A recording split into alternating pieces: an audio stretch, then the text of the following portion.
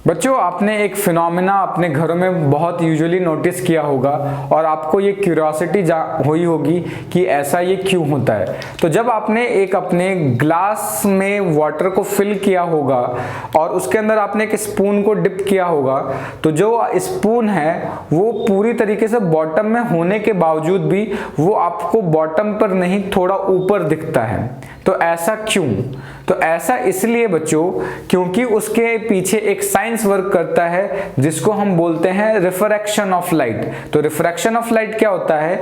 जब लाइट एक मीडियम से दूसरे मीडियम में ट्रेवल करता है तो वो बेंडिंग इफेक्ट को शो करता है, और इस बेंडिंग इफेक्ट की वजह से जो एक्चुअल डेप्थ है आपको वो एक्चुअल डेप्थ नहीं दिखती, बल्कि वो क्या होता है, एपरेंट डेप्थ दिखता है। मतलब वो होता यहां पर है बट वो दिखता कहां पर है बच्चों? आपको ऊपर दिखता है।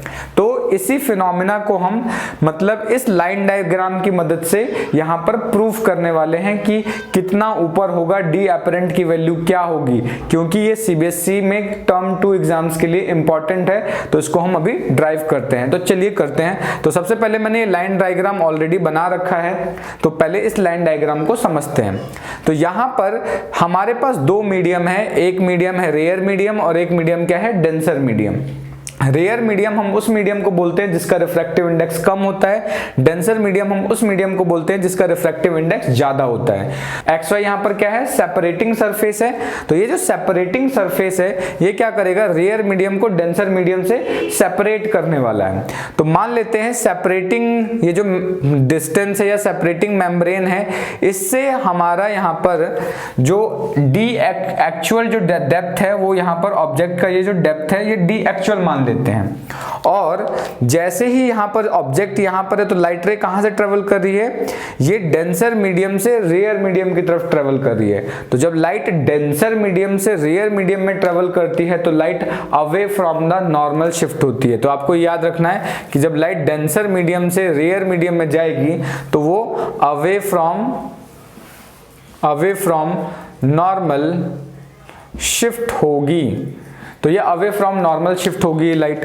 तो अब जब लाइट जैसे देखो यहां से ये गई ऐसे, इसको जाना चाहिए था, ये येलो मतलब ये जो ब्लू लाइन हमने बनाई है इस लाइन को फॉलो करना चाहिए था, बट वो इस ब्लैक लाइन को फॉलो कर रही है। मतलब ये क्या हो गई, नॉर्मल से दूर जा रही है, यानी away from the normal shift हो गई। अब इसी लाइन को अगर मैं पीछे की तरफ एक्सटेंड करूं तो एक्सटेंड करने पर ये पॉइंट कहीं यहां पर इंटरसेक्ट करता है। तो ऑब्जेक्ट एक्चुअल में हमारा यहां पर है बट वो हमें दिख कहां रहा है, यहां पर दिख रहा है। तो ये जो सेपरेटिंग बाउंड्री है, सेपरेटिंग बाउंड्री से यहां तक की जो डिस्टेंस है, जो डेप्थ है, इसको मैंने डी एपरेंट माना है।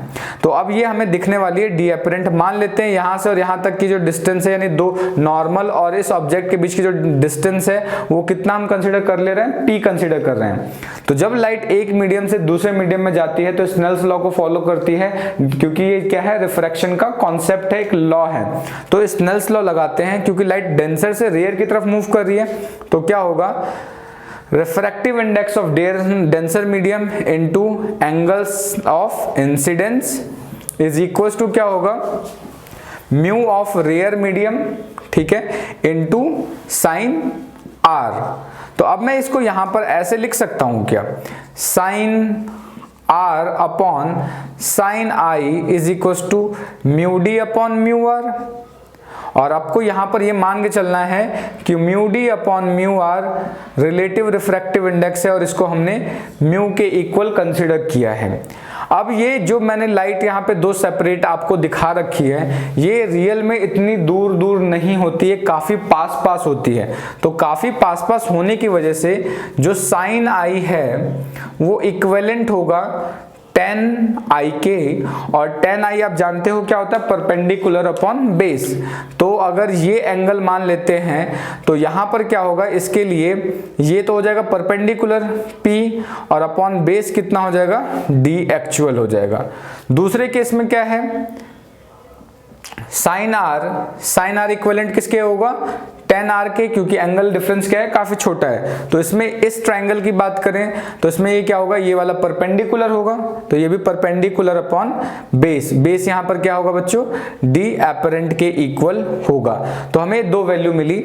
इस वैल्यू को अगर मैं यहां पर पुट कर देता हूं, ये जो वैल्यूज मिली है इसको मैं इस इक्वेशन में पुट किया, जैसे मान लेते हैं इसको इक्वेशन नंबर 1 कंसीडर किया, तो इस इक्वेशन के अंदर इन वैल्यूज को मैं पुट कर देता हूं। तो जब पुट करूंगा तो मुझे क्या मिलने वाला है, P upon d apparent into sine r की जगह मैं क्या पुट करूंगा, साइन आई की जगह P upon d actual, P से P कैंसिल हो गया, और यहां पर mu d upon mu r को सिंपली मैंने म्यू मेंशन किया है। तो मुझे मिला d actual upon d apparent is equal to mu. तो मैं डी एपरेंट निकाल रहा हूं, एपरेंट डेप्थ। तो एपरेंट डेप्थ क्या होगा बच्चों, d apparent would be equal to d actual upon mu. तो ये हमें क्या मिल रहा है, एपरेंट डेप्थ। एपरेंट डेप्थ क्या होगा, एक्चुअल डेप्थ को रिफ्रैक्टिव इंडेक्स से आप डिवाइड दे दोगे तो आपको ये वैल्यू मिलने वाली है यहाँ पर। अब हम बात करते हैं कि ये शिफ्ट कितना हुआ। तो शिफ्ट बेसिकली क्या होगा, मान लेते हैं ये था यहाँ पर, लेकिन ये दिख कहाँ रहा है, सी पे दिख रहा है, तो शिफ्ट कितना हुआ, x, ये x शिफ्ट हुआ है। तो शिफ्ट कैसे निकालेंगे, तो इसको बोलते हैं नॉर्मल शिफ्ट। नॉर्मल शिफ्ट को हम x से रिप्रेजेंट करते हैं, तो x से रिप्रेजेंट कैसे करेंगे, तो d actual minus d apparent होगा। तो d एक्चुअल को मैं एज इट इज रहने देता हूं, और d एपरेंट अभी आपने निकाला क्या है, d एक्चुअल अपॉन म्यू। तो यहां से अगर आप इसको कॉमन ले लेंगे तो d एक्चुअल कॉमन लिया तो बचा 1 माइनस 1 अपॉन म्यू। तो ये क्या है, नॉर्मल शिफ्ट की वैल्यू हो जाएगी बच्चों। तो यहां से आपको ये पता चला कि कितना नॉर्मल शिफ्ट हो रहा है। तो होप आपको ये कॉन्सेप्ट पूरी तरीके से क्लियर हो गया होगा। अगर आपको ये इनिशिएटिव अच्छा लगा है और आप चाहते हैं इसका पूरा PDF डाउनलोड करना, तो आप हमारे टेलीग्राम चैनल को ज्वाइन कर सकते हैं, और वहां से बहुत सारे इन्फॉर्मेटिव, बहुत सारे डिफरेंट PDF, डिफरेंट टाइप्स के MCQs, आपके क्वेश्चन पेपर, सब कुछ आपको हमारे टेलीग्राम चैनल पे अवेलेबल हो जाएगा। तो आप हमारे टेलीग्राम चैनल को ज्वाइन करें। अगर इस टॉपिक से रिलेटेड कोई डाउट है तो कमेंट करके जरूर बताएं, और अभी तक आपने हमारा चैनल सब्सक्राइब नहीं किया तो hit the subscribe button and like our video. तो जल्दी ही मिलते हैं नेक्स्ट वीडियो में, तब तक के लिए थैंक यू।